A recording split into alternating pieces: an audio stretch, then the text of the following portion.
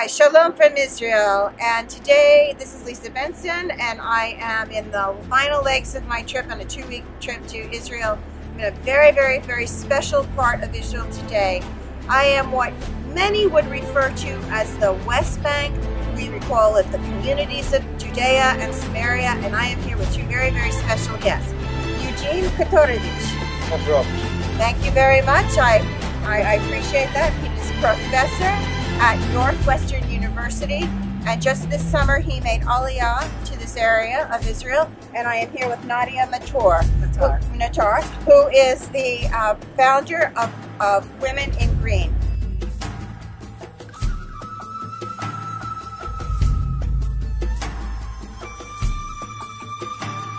Professor, what brought you to this part of Israel? Why did you make Aliyah? This is the greatest historical adventure known to mankind.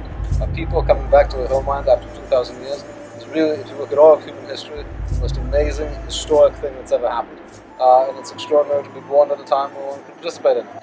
What the Palestinians mean by a two-state solution is turning half of this land into an area where no Jews can live, and which can only be used as a base for attacks against the other half. That seems like an obviously bad idea. And in general, for us to say that there can be a no-Jew zone in Atlanta, that would be unpleasant to say there's a no-Jew zone in Atlanta. But a no-Jew zone here, in view of Jerusalem, seems to be forfeiting our fundamental claims to be in any part of this land. Baruch Hashem. Thank you for being part of the pioneering spirit.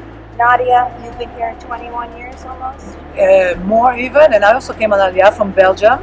And I always like to say I came on Aliyah because of my earrings. My mother-in-law, Ruth Matar, makes earrings with very special ancient Jewish coins. And I always tell people, those ancient Jewish coins from the first temple, second temple, you're not going to find them in Tel Aviv or in Eilat. You're going to find them all over here in the hills of Judea and Samaria, where our forefathers walked and lived, where all these stories in the Bible happened. This is our land because we Jews are called Jews because of Judea, Yehudi from Yehuda. We are in Judea, where the Jews always lived, and this is our land. That's why we're here. When we started being active here, the Arabs went at the bottom of Shdema, where you see the red roof used to be where the tanks parked. That's still Area C. And they built, with US Aid, I have pictures of these signs, US Aid, they built this attraction park for children. Again, the innocent, you use the children thing and then you take over a land that belongs to the Jews, but it's for children, and then all of a sudden it's okay. And we complained against that, but they didn't do anything against it. This summer, they built this, you see this wall here with the trees? That's fresh, that's a few months old. We again complained about the illegal takeover of Shdema, again, and nothing was done against them, and it's somewhere in the paper that we complained. That's it. So had we not been up here, you can imagine they would be here all over. They would be here completely like they're building everywhere. They just penetrate, infiltrate, they have so much money from European countries, from anti-Israeli NGOs, from unfortunately also USAID and Oxfam and all those organizations. And a lot of time, and a lot of people who don't work and who are happy. That's the real thing. The biggest obstacle we have, I think, is that we're like normal middle-class people, and everyone has a job and can't be running around doing all this all the time. Right.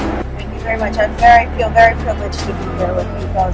14 trips to Israel, I have never been here, and I thank you so much. And I hope to get this word out. And if our neighbors have their way, we'll never be able to come again. But that's what's at stake. Not if people like you. Together with all your listeners, together with all your listeners and who are friends of Israel. Shabbat Shalom.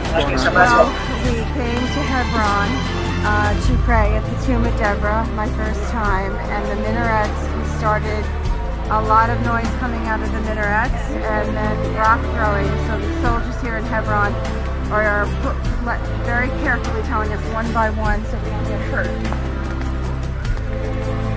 Just so people know, on the other side of this wall is Arab territory, which is actually Bethlehem, is on the right side of the wall to my right, and it's actual Bethlehem. And we just left Rachel's tomb, as Lisa was just explaining, and stones are being thrown across the wall. We haven't personally seen them, but the soldiers and some of the people were ducking and running and moving. So Just started taping this, but that's life. Here where we're at.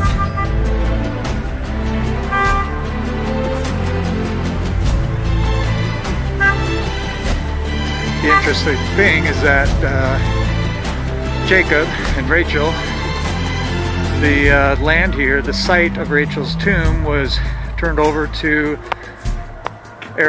Muslim Arab property, and when you think about that, it's Rachel's tomb. It goes way back to then, so interesting. It's been an interesting learning day today, being over on what we call the West Bank.